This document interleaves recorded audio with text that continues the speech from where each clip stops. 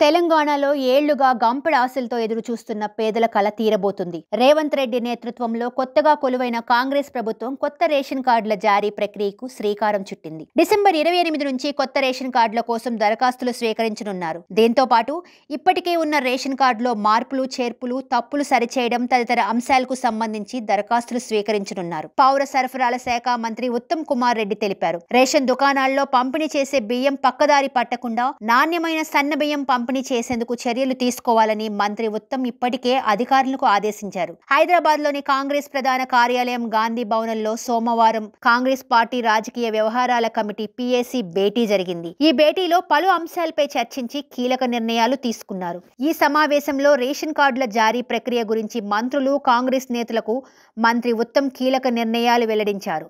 రాష్ట్ర వ్యాప్తంగా 28 నుంచి దరఖాస్తులు స్వీకరించి గ్రామ సభల్లో లబ్ధిదారులను ఎంపిక చేస్తామని తెలిపారు. గత ప్రభుత్వంలో సుమారు 6 ఏళ్లుగా కొత్త రేషన్ కార్డులు జారీ లేదు. ఉన్న కార్డులలో పేర్ల నమోదుకు కూడా అవకాశం ఇవ్వలేదు.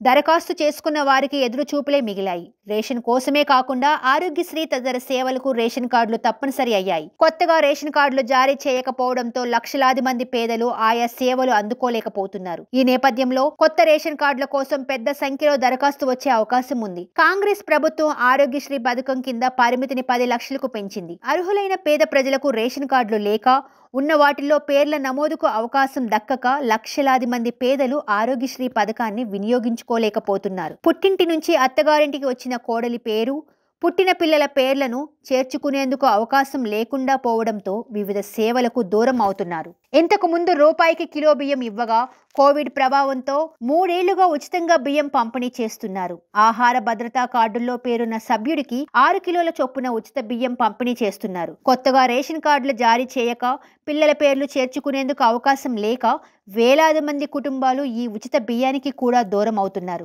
ఒక్కో జిల్లా నుంచి కొత్త రేషన్ కార్డుల కోసం ఇప్పటికీ సుమారుగా 50,000 దరఖాస్తులు పెండింగ్ లో ఉన్నాయి. దీంతో పాటు ఆహార భద్రతా కార్డుల్లో పిల్లల పేర్ల నమోదు కోసం ఆయా జిల్లాల్లో 60,000 నుంచి 90,000 వరకు దరఖాస్తులు పెండింగ్ లో ఉన్నాయి. ఇక గ్రామాల్లో రేషన్ కార్డుల కోసం దరఖాస్తులు స్వీకరిస్తే ఈ సంఖ్య భారీగా పెరిగే అవకాశం ఉందని అధికారులు అంచనా వేస్తున్నారు.